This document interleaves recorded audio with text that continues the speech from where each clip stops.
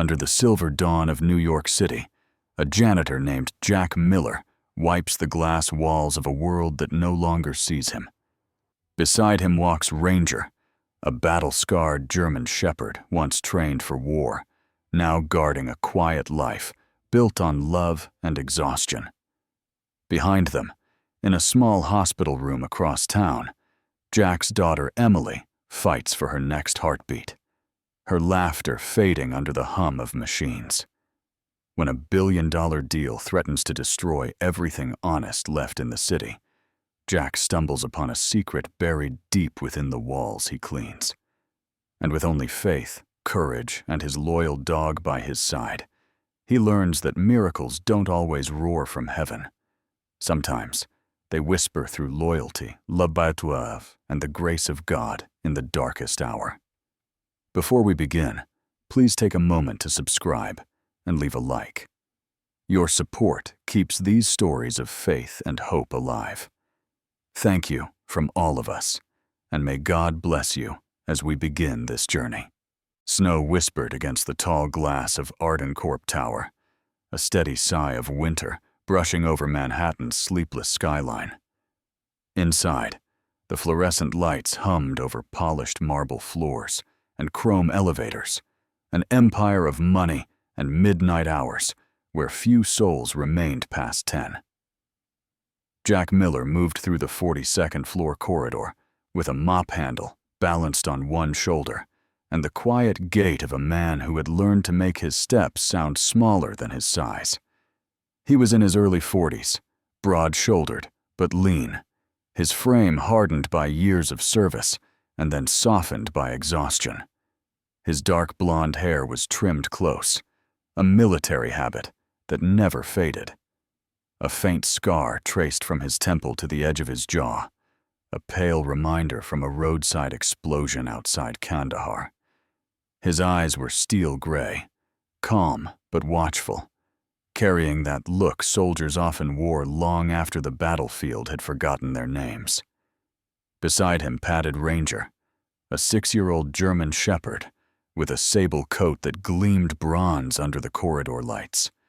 Ranger moved like shadow and precision, head low, tail still.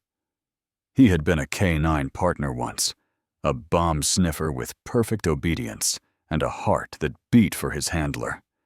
Now, retired, and technically, just a dog.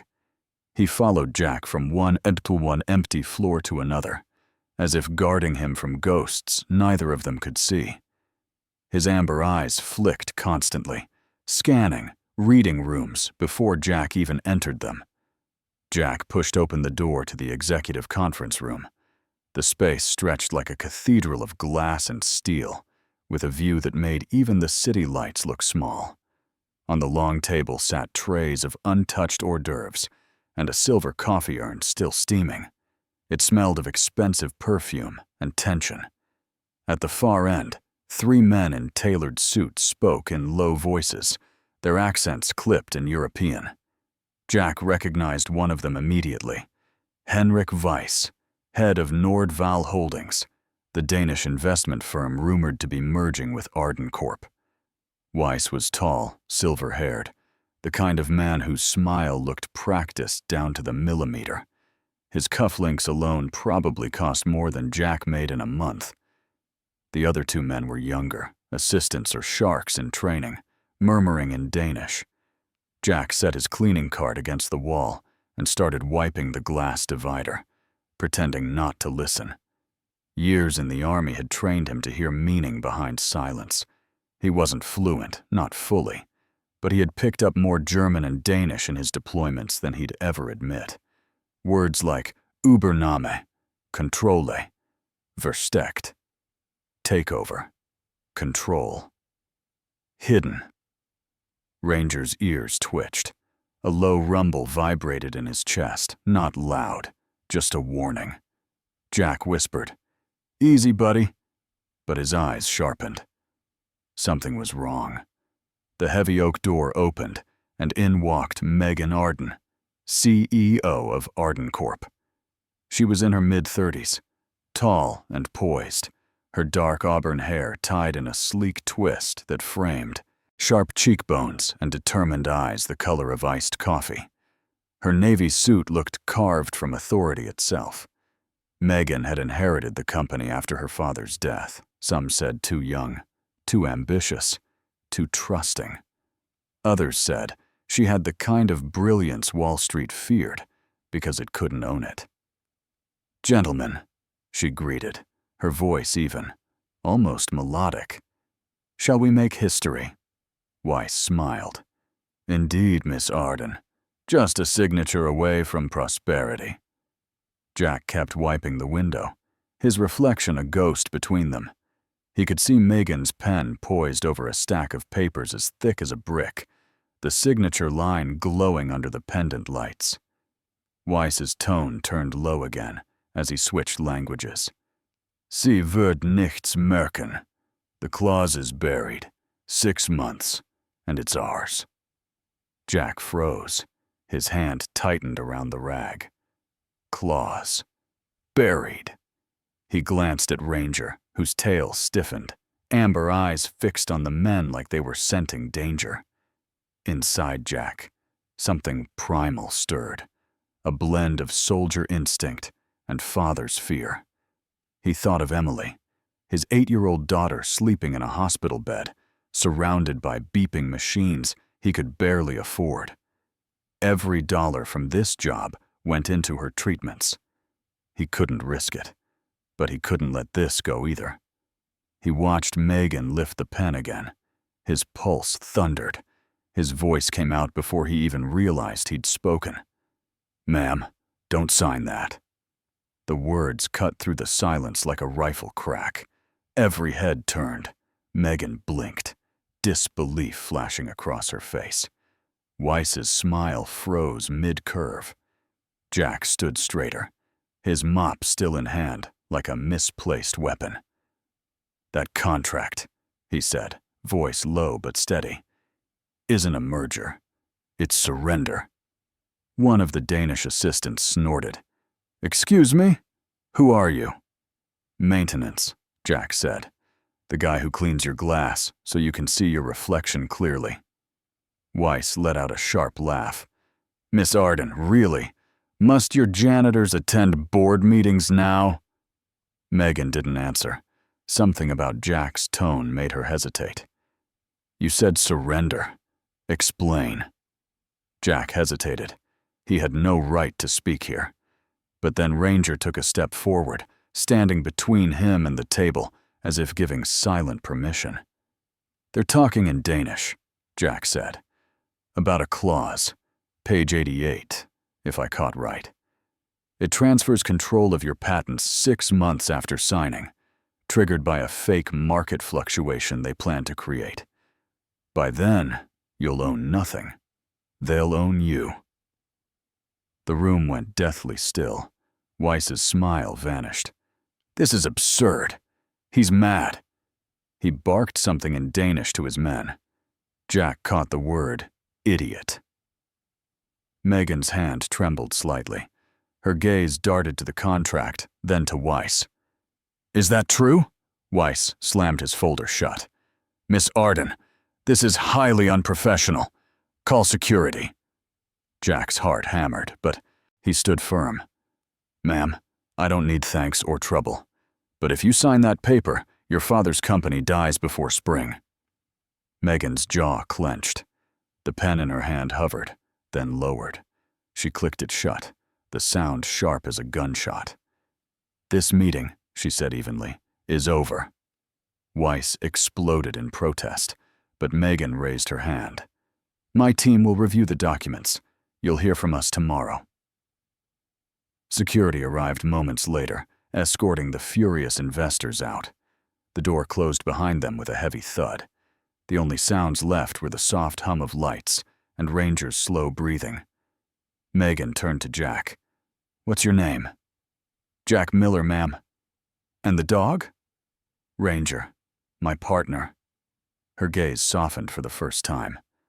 "I've heard of men like you, Mr. Miller, the kind who save lives and then clean floors." She looked at the contract stack. "Seems you've done both tonight. Jack lowered his eyes. Just doing my job. Megan studied him for a moment longer, something thoughtful flickering behind her expression. We'll talk again, she said finally, turning to leave. As the door closed, Ranger brushed against Jack's leg, tail wagging once, slow and quiet. Jack exhaled, tension bleeding out of him. Through the glass wall, he could see the city lights burning cold against the snow, a battlefield of another kind. He gave the mop a small spin, half a grin tugging his lips. Guess we just signed up for another war, buddy. Ranger gave a low bark, as if to say he already knew. The city had turned restless by the time the investors' convoy pulled away from Ardencorp Tower, their black sedan slicing through slush and blue light. Inside the building, the silence that followed was almost sacred, an aftermath of disbelief more than calm. Jack Miller stood by the window with Ranger at his feet, staring at his own reflection blurred against the night skyline. He hadn't planned to open his mouth. Years of discipline had taught him when to stay silent, when to let the powerful do their dance. But something about the way Henrik Weiss smiled, the same cold grin he'd seen on officers who ordered the wrong men into the wrong firefight, had ignited that old flame inside him, the one that refused to let deceit go unchallenged. The elevator chimed, breaking the hush. Megan Arden stepped out, her heels clicking sharply against the marble floor. Gone was the boardroom poise. Now she looked like a woman carrying the weight of a kingdom built on glass. Her tailored blazer was unbuttoned, revealing the tension in her movements, the stiffness in her shoulders. Her eyes, those sharp, decisive eyes, studied Jack, as though trying to read the kind of man who risked everything to speak out. Mr. Miller, she began, her voice low, but taut. You've made quite the impression tonight. Jack straightened. Wasn't trying to. I imagine not, she replied, folding her arms. You understand that what you said could cost you your job, possibly more. Jack nodded. I do. And yet, you interrupted a multi-billion-dollar merger, accused our partners of fraud, and embarrassed my entire executive team. That's a bold move for a man pushing a mop. Her words weren't cruel. They were measured. Testing. Jack met her gaze evenly. I don't care about bold, ma'am. I care about right. I heard what I heard. They weren't merging with you. They were swallowing you whole. Megan studied him for a long moment. Then her attention dropped to Ranger. The dog sat upright, ears tilted forward, tail wrapped neatly around his paws. There was an intelligence in his stare that unnerved even her. And your partner there, Ranger, was it? He seems to share your sense of timing. Jack managed a faint smile. He usually does. For the first time, Megan's expression softened, just slightly. Tell me, Mr. Miller, how does a janitor learn Danish corporate law? Jack hesitated, then spoke carefully. I don't, but I learned enough German and Danish in the army, intelligence training, pattern recognition. You pick things up when you spend years watching men hide bad intentions behind polite words. Her brows lifted. You were military? Yes, ma'am. 15 years. 82nd Airborne. Stationed in Europe for 4. Retired after an IED tore through my convoy outside Kandahar. Took a long time to stop hearing the blast. Something flickered across her face. Respect, maybe. Or guilt for doubting him. And now you clean offices. Jack's jaw tensed, but he nodded. It's honest work. Pays the bills. Keeps the lights on. And the hospital? She asked softly. Jack froze. He hadn't told her about Emily, but of course she knew. Human resources, payroll, medical insurance. You've looked into me already? Of course, Megan said simply. You caused an international incident on my conference floor. I'd be irresponsible not to. Jack sighed. Then you know why I keep my head down. I do, she admitted. A daughter, 8 years old, cancer. Her tone wasn't pitying, but it carried a quiet understanding. I read that your insurance claims were approved through the company's employee relief program. That was my father's policy. He believed in second chances. I suppose tonight he'd be proud of me for listening instead of firing you. Ranger shifted closer, sensing the easing of tension. Megan's gaze followed the motion, and for the first time she crouched slightly, letting the German shepherd sniff her hand. He's beautiful, she murmured. Disciplined. He doesn't move unless you do. Old habits, Jack said. He was military too. Bomb detection unit. Saved more lives than I can count. Took a piece of shrapnel for me once. That's why he limps a little. Her hand lingered near Ranger's head, feeling the faint tremor in his muscles, the alertness that never faded.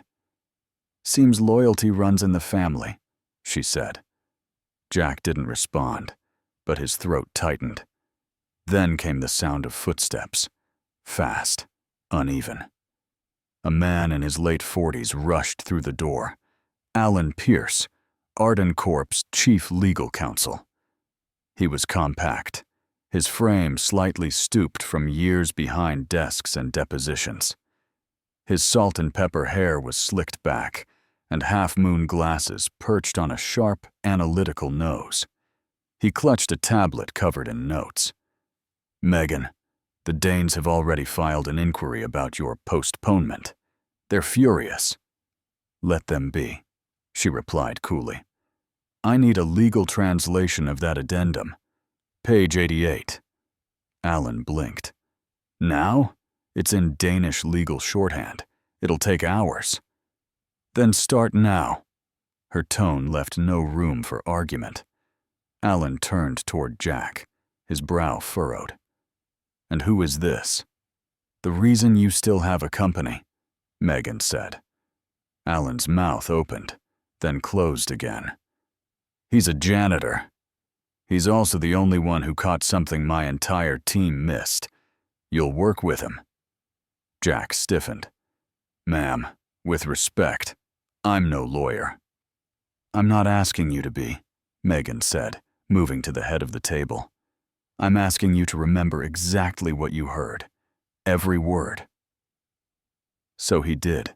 For nearly 2 hours, Jack recounted every phrase, every tone shift, translating roughly as Alan typed, his fingers a blur.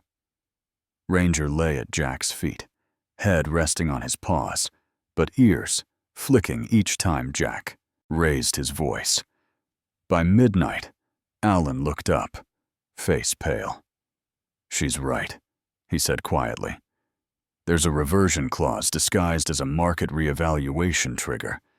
It's buried deep, but it effectively hands over control of Arden Corp's patents within 6 months. No sane CEO would sign this knowingly. Megan leaned back, exhaling slowly. And if we had signed? Alan hesitated. You'd be a tenant in your own building. Silence filled the room again. The only sound was Ranger's low breath, steady as the tick of a metronome. Megan finally turned to Jack. You've just saved this company from a hostile takeover, but you've also painted a target on your back. Jack gave a humorless laugh. Wouldn't be the first time. Megan studied him. Then perhaps we should make sure you're protected. He frowned. What do you mean? Tomorrow morning, I'm going to hold a press release announcing a temporary freeze on all foreign negotiations, she said. It will make enemies, but it will buy us time. I need you on site tonight to monitor security feeds and staff movements. Alan will handle the legal side. I'll handle the politics. Jack blinked. You're trusting me? After one night? I trust results, not titles, she said simply. He nodded once. Then I'll stay. Megan gave him a small, tight smile. Good. And Miller, thank you. My father built this company on people who didn't wear suits. He would have liked you. When she left, Alan shook his head in disbelief. "You realize this could blow up in all our faces?" Jack shrugged, glancing down at Ranger. "Maybe, but at least we'll see it coming." Outside, snow began to fall again, heavier now.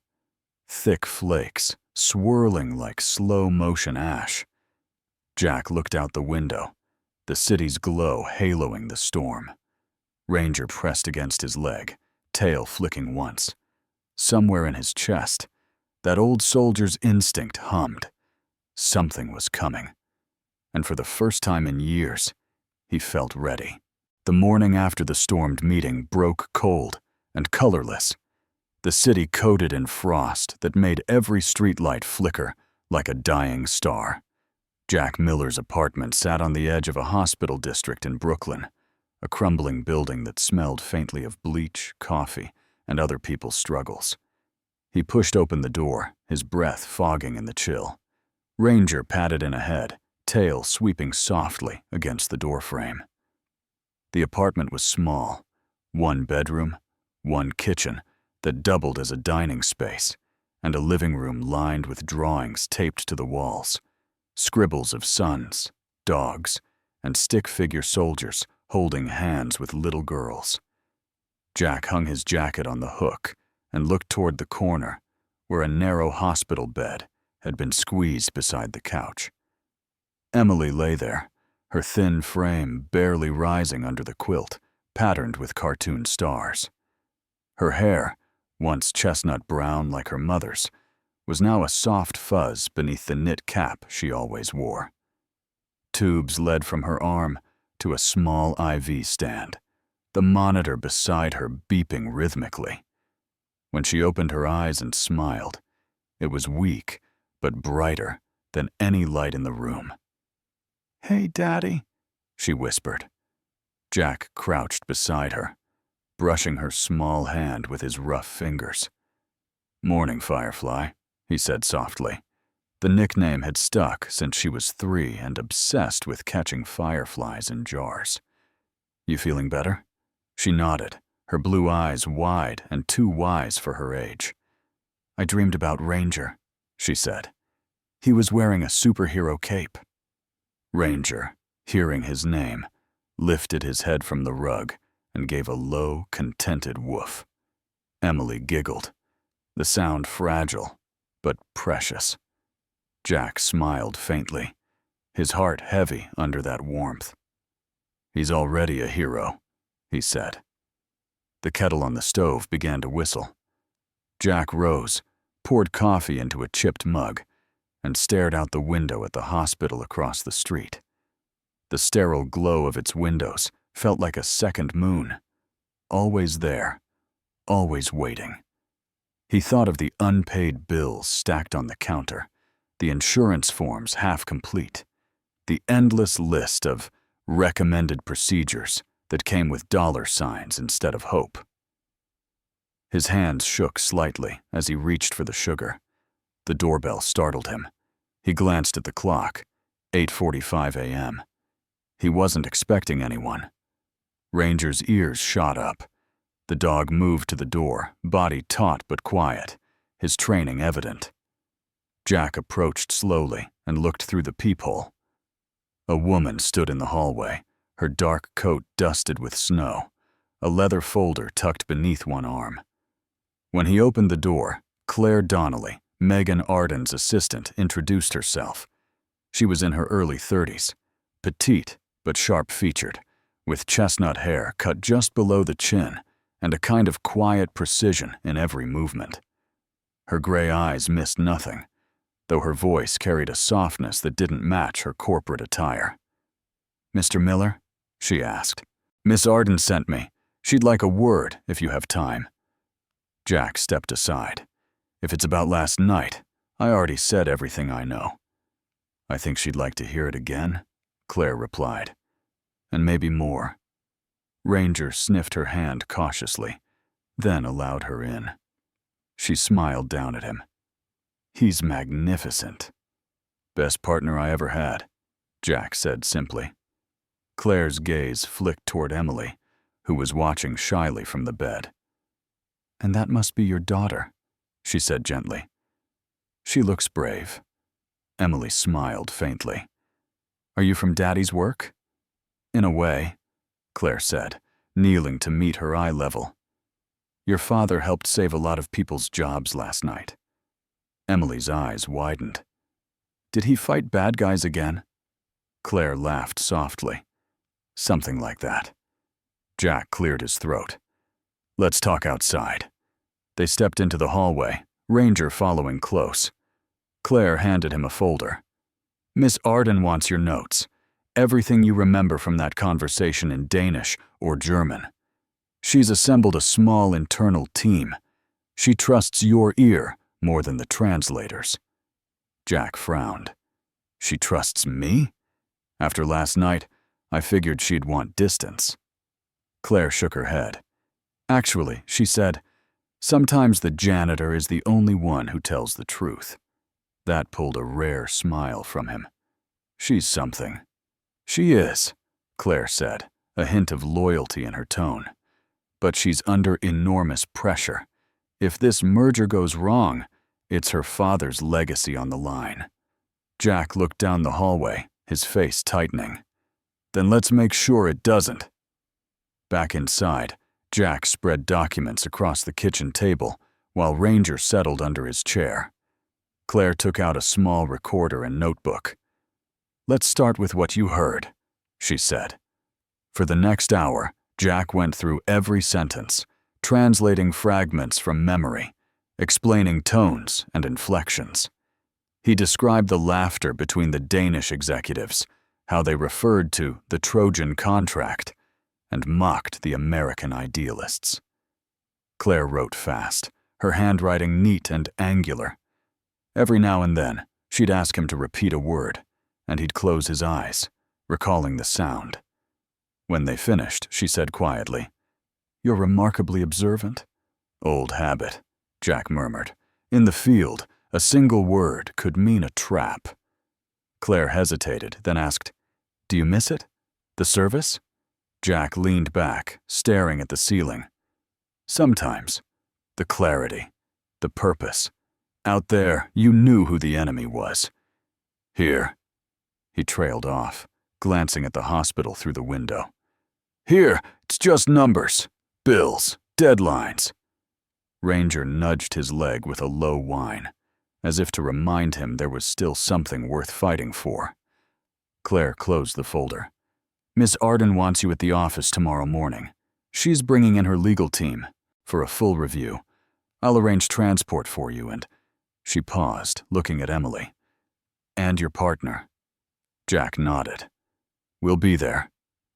When she left, Emily called softly from the bed. "Daddy, is everything okay?" Jack walked over, sitting on the edge beside her. "Just work stuff, Firefly. Grown-up problems." "Are you gonna fix it?" she asked. He smiled, brushing a strand of hair from her forehead. "I'm sure gonna try." Ranger jumped up beside the bed, curling protectively around her feet. Emily petted his fur gently. "You always come back," she whispered to him. "You're like my guardian angel." Jack turned away, pretending to busy himself with the coffee pot, but his eyes stung. He remembered the sandstorms of Afghanistan, the radio static, the men he couldn't save. He had sworn then that if he ever got home, he'd make his life count for someone. Now he looked at Emily and realized this was the mission that mattered. That night, after Emily fell asleep, Jack sat at the kitchen table, reading the folder Claire left behind. It contained copies of internal memos, contracts, and a photo of Henrik Weiss shaking hands with a man Jack didn't recognize. A sharp-jawed, impeccably dressed figure with slick blonde hair and the smug eyes of someone who believed in his own invincibility. The caption read, "Eric Haldor, CFO, Nordval Holdings." Jack felt a chill crawl down his spine. He remembered hearing that name once, in a briefing years ago. Haldor had been implicated in financing illegal arms deals in Eastern Europe before vanishing into consulting. Now he was here, selling mergers. He looked down at Ranger, whose ears were alert even in half-sleep. "Looks like we're not done yet, buddy." The dog gave a quiet whine, almost agreement. Outside, sirens wailed faintly in the frozen air. Jack leaned back, exhaustion settling deep, but purpose flickering steady. For the first time in years, he wasn't just surviving, he was hunting the truth again. And this time, he wasn't alone. Morning light spilled through the panoramic windows of Arden Corp Tower, slicing clean lines of gold across the polished floors. The city below looked peaceful, but inside the 40th floor conference suite, tension burned like static. Jack Miller stood at the long table surrounded by legal pads, laptops, and faces that belonged to people who had never worked with their hands. Ranger lay at his feet, head resting between his paws, amber eyes sharp beneath the table's edge. The dog's fur caught the sunlight, black and tan, speckled with faint gray around the muzzle like an aging soldier's beard. Every so often, his ears flicked at the faint hum of the building's air system. Megan Arden leaned over the table beside Jack. The young CEO had traded her high heels for black flats, her navy jacket for a soft gray sweater. But the authority in her movements hadn't dimmed. She was in control. But today there was something else under her surface calm. Unease. Her team sat scattered around the room, their screens glowing with fragments of the contract they'd thought was airtight. The company's chief technical officer, Noah Patel, a wiry man in his late 30s with neatly combed dark hair and round glasses, tapped furiously at his keyboard. His hands trembled slightly from too much coffee and too little sleep. A coder before becoming an executive, Noah had the nervous brilliance of someone who thought in algorithms. His eyes darted between lines of code, narrowing. "You said you heard them mention something about a trigger clause, right?" Jack nodded. "Hidden in the language, yes. 6 months after signing, ownership shifts under some market pretense. Ranger found the USB last night. Claire brought it straight here." Noah inserted the drive into a secured terminal. "It's encrypted," he murmured. "High-level stuff, layered with XML data. It's the perfect place to bury something. You'd never find it unless you were looking." Ranger stirred and let out a low grunt, as if agreeing. Jack smiled faintly and gave him a pat. Megan leaned closer to the screen. "Show me what's underneath," she said. The room went silent as Noah began to decrypt. Line after line of plain text scrolled down the display until a block of code appeared, highlighted in red. Hidden beneath routine licensing language was an XML instruction that automatically reassigned ownership of Arden Corp proprietary assets and patents to Nordval Holdings 6 months after merger completion. "Jesus Christ," Noah whispered. "It's real. They buried it under metadata tags, completely invisible unless you dig into the source." Megan's knuckles whitened as she gripped the back of a chair. "So they would have owned everything. Our designs, our R&D labs, even our trademarks. And no one in this room caught it." Alan Pierce, the gray-haired legal counsel, cleared his throat awkwardly. His tie was loosened, his eyes bloodshot. "It's unprecedented, Megan. But no one reviews the XML layers. It's considered a formatting section, not legally binding text. We never imagined." "That's the problem, Alan," she interrupted, her tone sharp. "We never imagined people could weaponize code." She turned to Jack. "How did you even know to look for this?" Jack rubbed a hand over his jaw. "I didn't. Ranger did." The room exchanged uncertain looks. Jack continued.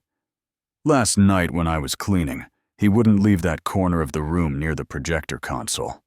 He started pawing at a loose floor panel. Inside was a USB drive. Guess our friends forgot to take it when they ran." Noah gave a half laugh. The dog just sniffed out digital espionage. Ranger gave a small, prideful snort, tail flicking once. Megan smiled faintly, the first genuine warmth in hours. Remind me to get him an executive badge. Alan leaned back with a groan. If this goes public, we're looking at international litigation, media scandal, maybe criminal charges. Not if we move first, Megan said. Her voice steadied, low and decisive. We expose the clause privately, cut ties, and file for breach of negotiation ethics. But before that, we need undeniable proof that this wasn't an accident. We need motive, connection, intent. Jack frowned. You're thinking about the man in the photo, Eric Haldor. Megan nodded. You've seen him before? In another life, Jack said slowly. His name came up in a NATO intelligence brief about illicit arms funding. Never charged, always clean on paper. But the pattern was the same. He'd move into corporations, orchestrate shell mergers, siphon tech patents, then disappear. Claire, standing near the window, crossed her arms. You think this is more than corporate fraud? I think it's organized, Jack replied, and it's not the first time. Megan looked at him thoughtfully, then at the dog resting at his feet. You're not like anyone I've ever had on a payroll, Mr. Miller. Jack shrugged. I've been called worse. She walked to the window, staring out at the sprawl of Manhattan below. If what you're saying is true, we're dealing with something far more dangerous than a lawsuit. The room fell quiet again. The hum of computers, the faint whir of ventilation. It all sounded suddenly fragile. Megan turned back, eyes blazing with decision. Effective immediately. You're no longer a janitor. You're a temporary consultant. You'll report directly to me. In return, Ardencorp will cover your daughter's full treatment expenses, whatever she needs. Specialists, equipment, the best care. Jack blinked, stunned. Ma'am, I can't accept that. You can, she said firmly, because you just saved the company my father built. And I don't forget debts. Jack exhaled slowly, the weight of her words settling deep. Then there's one condition. Ranger comes with me, wherever I go. A corner of Megan's mouth lifted. Agreed. I wouldn't dare separate the two of you. Noah disconnected the USB and sealed it in an evidence bag. I'll build a digital copy. We'll track its metadata origins, see which server it was uploaded from. Alan rubbed his forehead. If this leads back to Nordval, we'll need discretion. No leaks, no emails, no records leaving this floor. Megan nodded. Then no one outside this room knows. Until we have proof, this team doesn't exist. Jack glanced at the panoramic skyline, feeling that familiar tightening in his chest, the sense before a mission begins. Ranger shifted beside him, the low rumble of readiness in his throat. As the others dispersed, Megan lingered by the door. You've seen war before, haven't you? She asked quietly. Jack met her eyes. Yes, ma'am, and this one's starting to feel the same. Later that night, when the lights dimmed and the office emptied, Jack sat alone in the strategy room with Ranger. The city pulsed below like a living heartbeat. He opened his phone to check on Emily's messages. A photo had arrived. A nurse had sent it. Emily smiling faintly, holding a sketch of Ranger wearing a cape. Underneath, she'd written, Daddy's hero dog. Jack chuckled softly, rubbing Ranger's neck. You hear that? Promotion already. Ranger wagged his tail once, then settled his chin on Jack's boot. The hum of the computers surrounded them like distant gunfire. Outside, the winter wind howled against the windows, and somewhere deep in the city, sirens began to wail. Jack closed his eyes briefly, feeling that old ache in his chest. Half hope, half fear. Tomorrow, everything would change again. The storm outside came without warning, thunder rumbling low like artillery fire over Manhattan's skyline. Rain streaked across the glass of Ardencorp Tower as news headlines crawled across every screen in the city. Janitor sabotages $8 billion merger. Internal whistleblower or corporate madman. Jack Miller's name was plastered beneath it. His employee photo pulled from company records. A mop handle slung over his shoulder like a soldier's rifle. Ranger's image followed. Unauthorized animal on corporate property. Inside his small apartment, Jack stared at the flickering television light reflecting off the walls, his face hard and pale. Emily sat up weakly in bed, her wide blue eyes flickering with worry. "Daddy, are you in trouble?" she asked, her small hand gripping his sleeve. Jack forced a smile that didn't reach his eyes. "No, Firefly. Just some people talking nonsense." Ranger lay at the foot of her bed, head resting on his paws. His body was tense, his amber eyes scanning every shadow in the small room. He'd been uneasy all night, ears twitching at faint sounds in the hallway. His instincts, honed from years in service, never lied. The phone buzzed. Jack glanced at it. Claire Donnelly. He answered. "Jack, listen carefully." Claire's voice came through, tight and fast. "Someone leaked the story. It wasn't the press. They used Ardencorp's internal servers. That means it's coming from inside." Jack's jaw tightened. "They're trying to isolate me." "Exactly. Megan's furious. But she can't stop the damage control team from reacting. They've temporarily suspended your access badge. You and Ranger are technically banned from company property until the investigation closes." He looked toward Emily's IV drip, then the old dog lying on the floor. "They're already winning," he muttered. "Not if we move first," Claire said. "Megan's assembling a private security team to protect you. Stay home, lock your doors. She's coming to you tonight." The line cut suddenly. Static. Then silence. Jack frowned, redialing, but the signal was dead. Outside, lightning flashed, illuminating the wet brick of the alley below. That's when Ranger growled. Low, deep. The kind of sound that came from the bones, not the throat. Jack turned toward the door. The lights flickered once, twice, then died. The room fell into darkness except for the orange glow from the hospital across the street. Emily whimpered softly. "Daddy?" "Shh," Jack whispered, motioning her to stay still. He grabbed the small flashlight from the kitchen drawer. Ranger was already by the door, body coiled, nose working. Then came the smell. Smoke. Not from the outside rain. From inside. Jack's training kicked in. He swept the flashlight beam toward the hallway. A thin tendril of gray smoke leaked from beneath the door. The metallic scent of burning wires filled the air. "Stay with Ranger!" ordered. But Ranger ignored him, bolting forward as the door handle rattled violently. Jack grabbed the fire extinguisher by the fridge, pulling the pin with one hand. The door burst open. A figure in black surged through, face covered, a small device in hand, flickering with red light. Jack barely had time to shout before Ranger lunged. The impact sent the intruder crashing into the wall.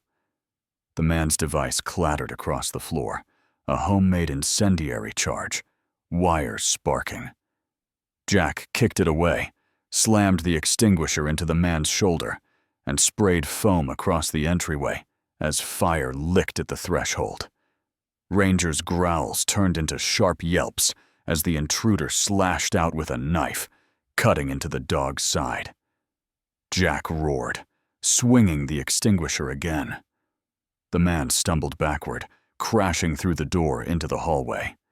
Jack lunged, but the man was fast, vanishing down the stairwell before Jack could reach him.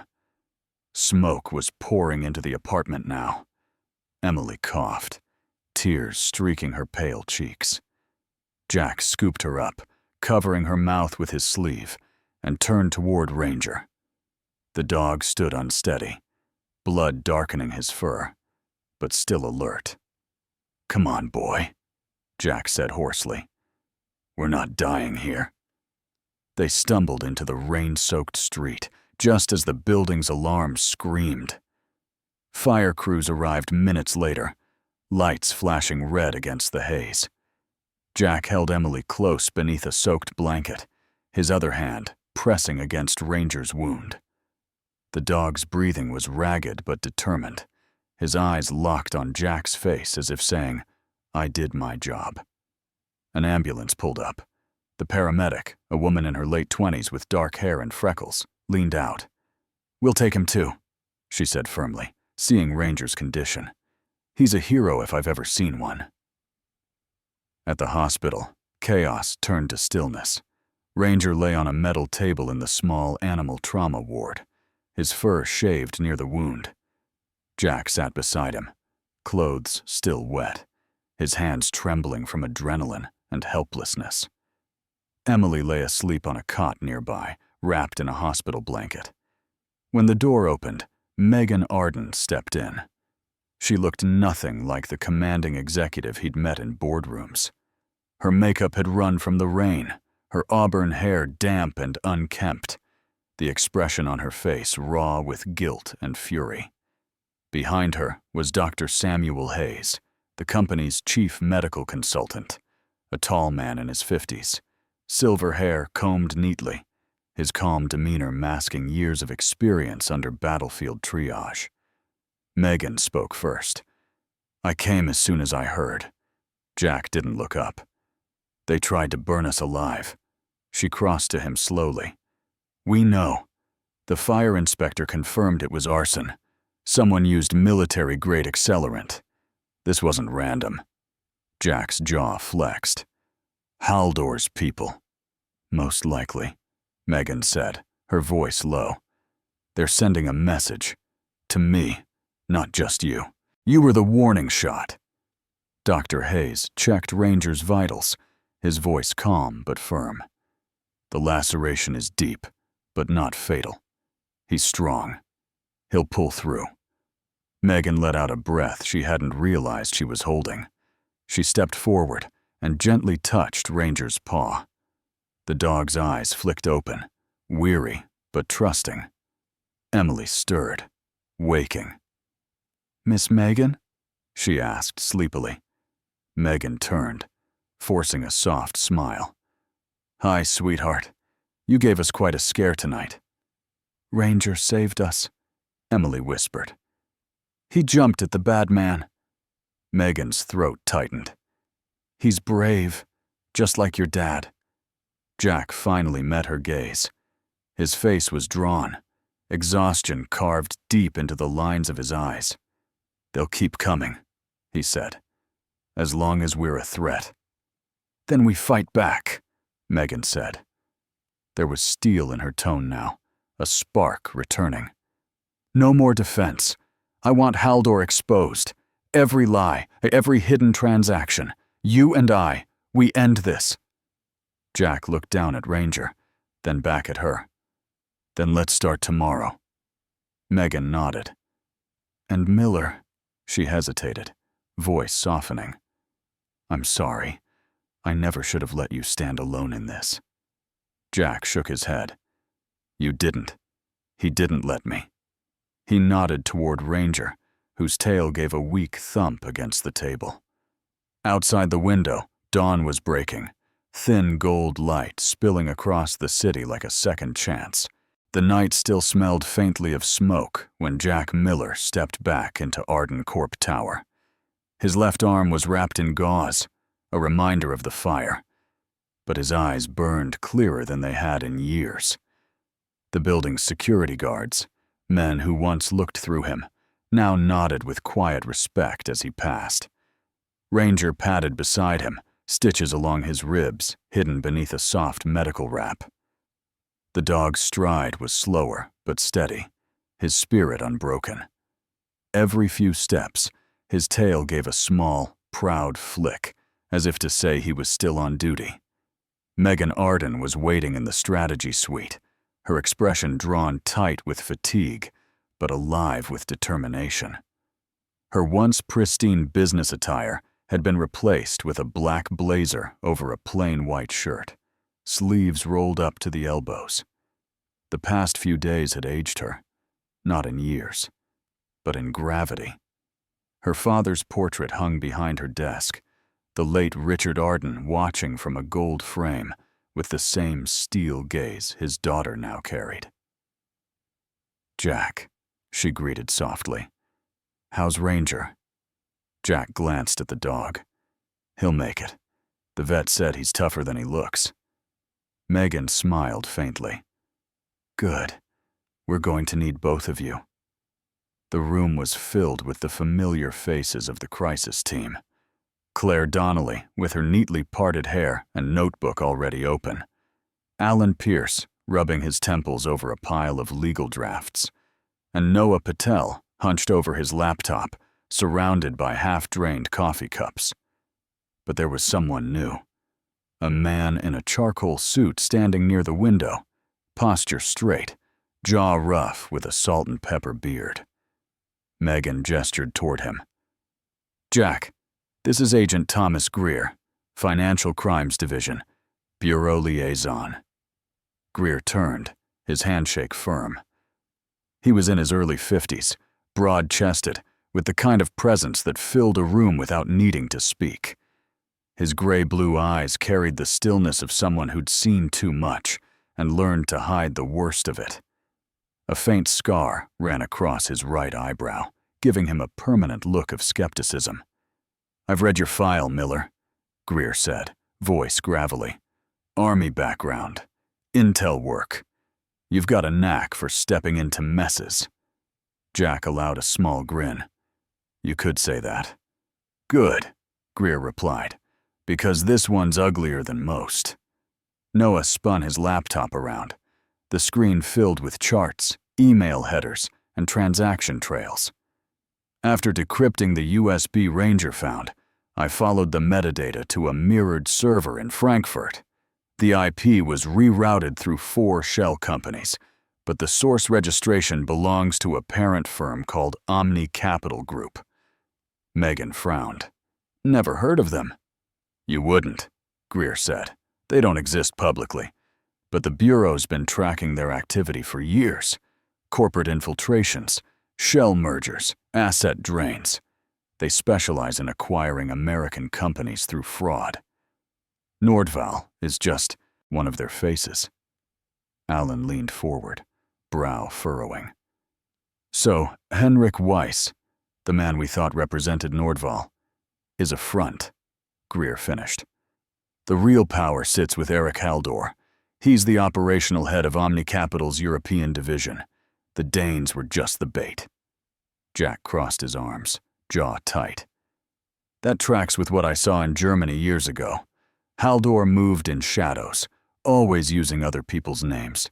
He never showed up in person." Claire, who had been silent, spoke softly. "Then how do we prove it?" Jack reached into his pocket and pulled out a small black recording device. Scuffed, military grade, old but reliable. He placed it on the table. "With this?" Megan's eyes widened. "Is that?" Jack nodded. "During the meeting that night, when Weiss switched to German, I started recording. Old habit. You learn to document everything in the field. It's not perfect quality, but it's enough." Greer leaned forward as Jack pressed play. The room filled with static, then voices, Weiss's smooth tone, Haldor's deeper accent beneath it. They spoke in German, but Noah had prepared subtitles on screen. Words like reversion, ownership transfer, and liquidation clause appeared. Then came a line that froze everyone in place. Once the signature's done, Arden Corp will collapse into Omni's structure like a carcass feeding the host. Make sure the girl signs. It's sentimental value that blinds them fastest. The voice was unmistakably Haldor's. Alan swore under his breath. Claire's pen stilled mid-note. Megan's expression hardened. He called me the girl. Jack watched her carefully. You can make him regret that. Greer stopped the playback. This is enough to open a joint task force inquiry. We'll need to secure this recording as evidence. But before we go public, you should prepare your board. Internal unity first, or they'll eat you alive once the scandal breaks. Megan nodded slowly. Then we convene tonight. Every shareholder, every department head. No spin, no PR, just truth. Hours later, the boardroom was packed. The mood was acidic, a mixture of fear, skepticism, and accusation. The older board members, men who had once questioned Megan's leadership, sat whispering to each other. One of them, Victor Crane, a heavy-set man with slick silver hair and the smug calm of old money, had been her father's financial advisor. He leaned back in his chair with folded arms, watching her like a vulture waiting for a stumble. Megan stood at the head of the table, her voice even, but sharp. You've all seen the news. You've read the accusations. But what you haven't seen is what really happened. She gestured to Noah, who dimmed the lights and played the recording.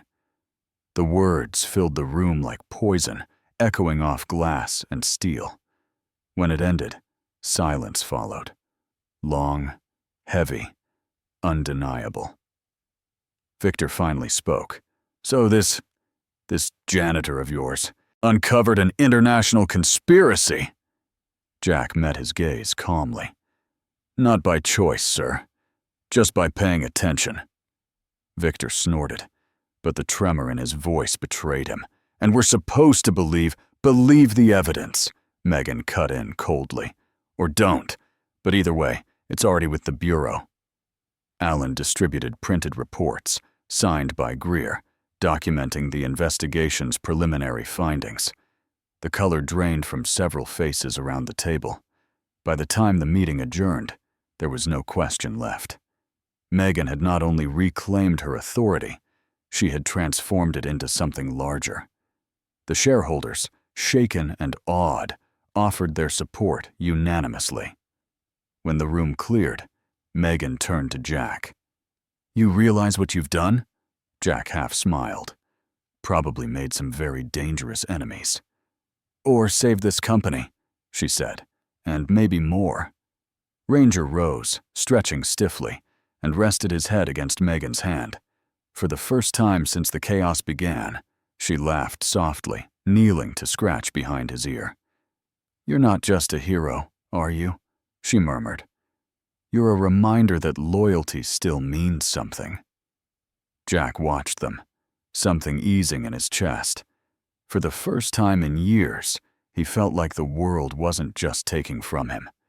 It was giving something back. Outside, dawn began to touch the skyline. Greer's voice came through the intercom. The Bureau's team is inbound. Haldor's running out of hiding places. Jack looked out the window, the city below glowing like circuitry waking from sleep. He rested a hand on Ranger's head. Then let's finish what we started. 2 months passed, and New York wore the color of renewal. The snow that once smothered the streets had melted into shining ribbons of spring rain, washing the soot and fear away. The skyline shimmered in soft gold, glass towers reflecting the rebirth of a city that had briefly forgotten hope. Inside Arden Corp Tower, life moved again.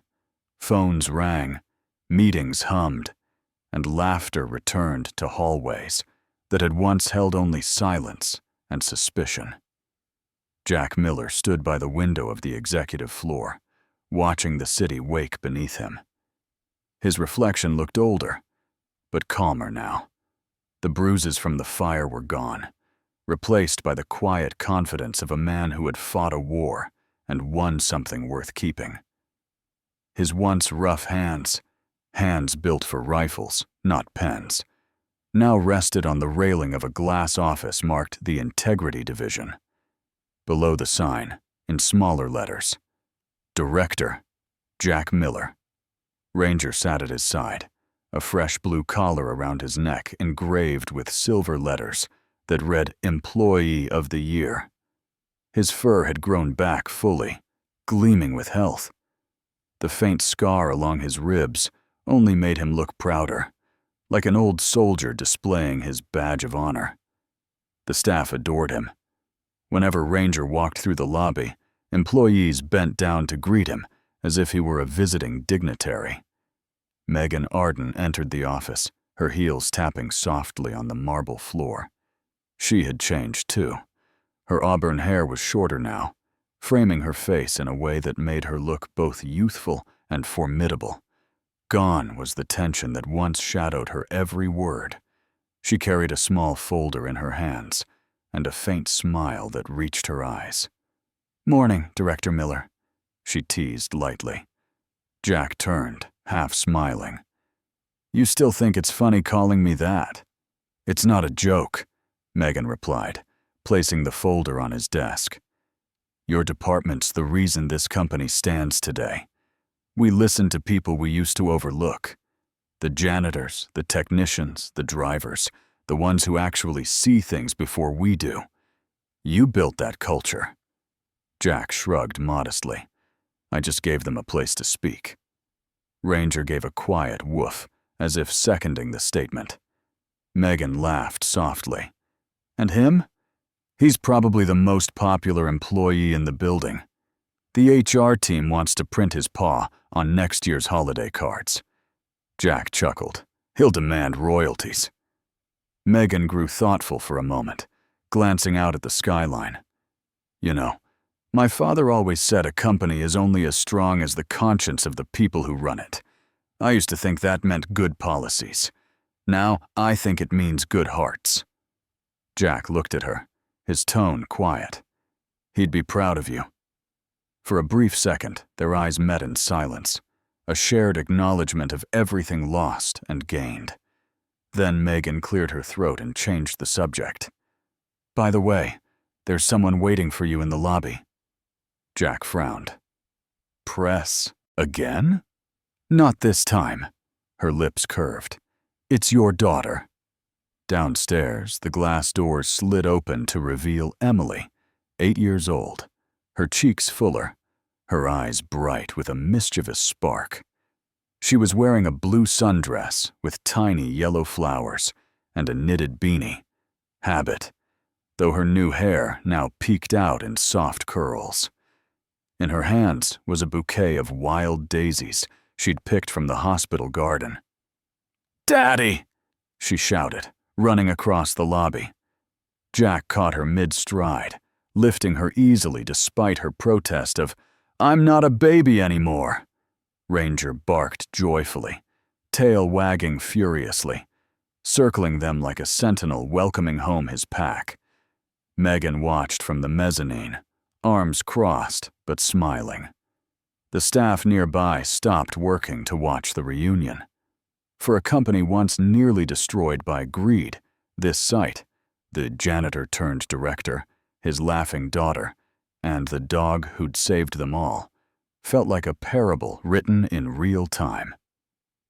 Later that afternoon, as the sun dipped low behind the city, Megan joined Jack, Emily, and Ranger on the rooftop terrace. The skyline stretched endless, the Hudson glinting like molten gold.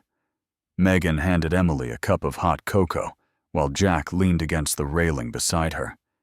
"You know," Megan said, "the court finally froze Omni Capital's assets.